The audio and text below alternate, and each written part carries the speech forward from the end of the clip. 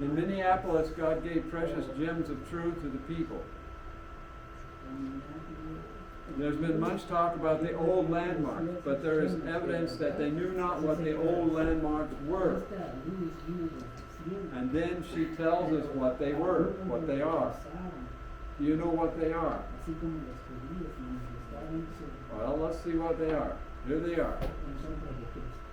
The old landmarks. Now this is a quote. I put the numbers in and put them in paragraphs, but it's one paragraph. Councils, teachers, and writers and editors, page 30, paragraph 2. This is where she describes the old landmarks. What are they? 1844. Cleansing of the sanctuary. First, second, and third angels' messages. The temple in heaven. The ark containing the law of God. The Sabbath. And the non-immortality of the soul. That's what she marked as the special message, basically, for Adventists. And all of these deal with what? The seventh thing of Hebrews chapter 6, verse 1 and 2. The seventh point. Well, not all of them. You know, the resurrection has to do with the immortality, non-immortality of the soul. But primarily, the judgment. We are the people of the judgment. So when you talk, let's say you would talk to Christians, these are the things we agree with.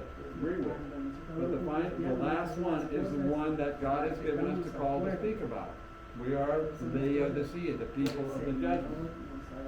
Now, there are 7 prophecies that are specifically given for Adventists. 7 basic prophecies related to 6 of these. And that's what we're going to talk about. Here are the 7 prophecies of the Advent movement. And these are put in the order that Sister White mentioned them in that text. The same order. So the last one isn't related, it's different. And we'll go into that because that has to do with the Laodicea. So, we're going to look at these one at a time. So if you're trying to write it down, we're going to do a slide or 2 on each one of these. Okay? Here we go. We all know these things. This is basic stuff. But it's good when we can put things in a box. We can pigeonhole things. We can delineate them. So Daniel 8:14, Sister White says, is the basis of the Advent movement. Proclaiming the cleansing of the sanctuary at the end of the 2300-day year time period. Actually, it says 2300 evenings and mornings in the original. And that's why it says at the end of the chapter 7 of Daniel that the vision of the evenings and mornings is sure. Make sure you make that connection when you talk about Daniel chapter 7. Are you following? Evenings and mornings. There is the prophecy of Daniel 8:14. I'm sure you all have it by memory. The correct understanding of the ministration in the heavenly sanctuary is the foundation of our faith. Evangelism 2:1.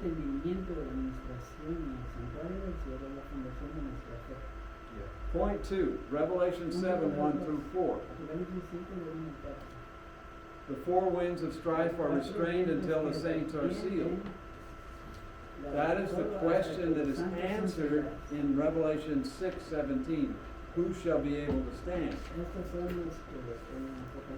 I saw 4 angels standing on the 4 corners of the earth, holding the 4 winds, till we have sealed the servants of our God in their foreheads.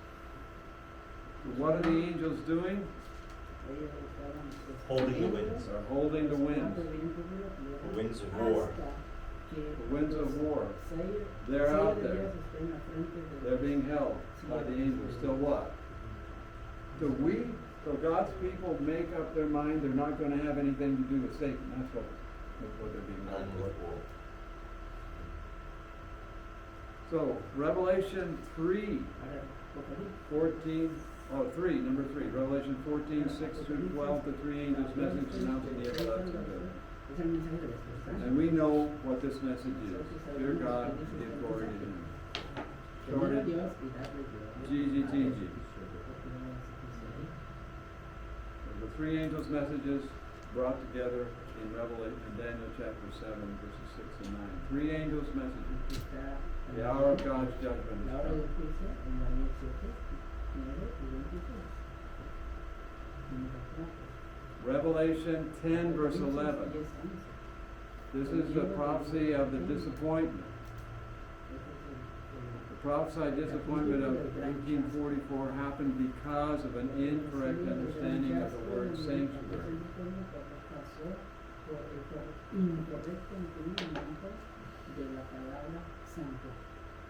But Christ entered His most holy word.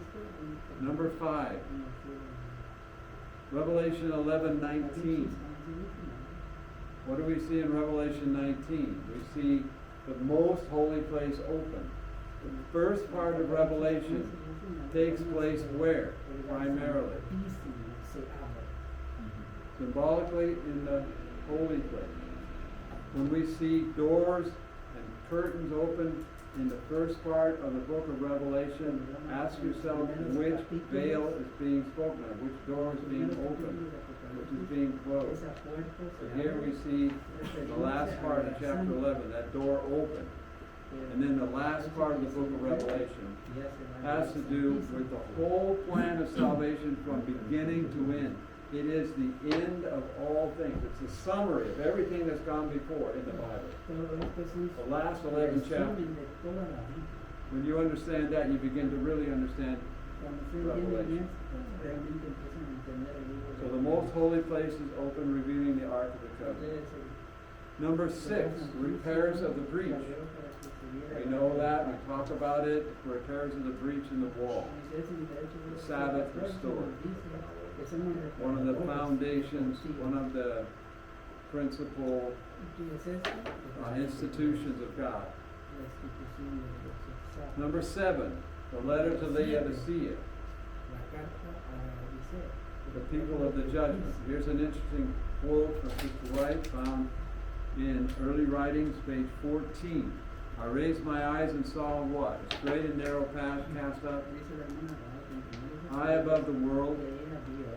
On the path, the Advent people were traveling to the city, which was the farther end of the path. They had a bright light set up behind them at the beginning of that path, which an angel told me was what? Can you read it? What did the angel say it was? You can't read it? Was the midnight cry. The midnight cry. Did we talk about the midnight cry? Yes. We need to understand what that was. Behind them was the midnight cry. This light shone all along the path. What shone all along the path? The light from the midnight cry. Where's the midnight cry? Do we see it in Scripture? Where? Matthew 25. We need to understand the marriage.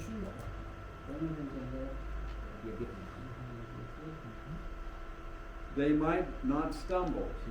But they kept their eyes fixed where? On Jesus. On Jesus, who was just before them, leading them to the city of God. They were saved. What happened to Peter when he got out of the boat? He took his eyes off Jesus. Now we have 3 prophecies of the Reform movement. Is that where you have Revelation 12:17? And we're going to talk about that. Have you heard of Toiber? I'll tell you about it in a minute. Okay, therefore shalt thou fall in the day, and the prophet shall also fall with thee in the night, and I will destroy thy mother. Have you read this text lately? Hosea 4 verse 5? Does it mean something to you? You think about it? When did the prophet die? 1950. It's connected.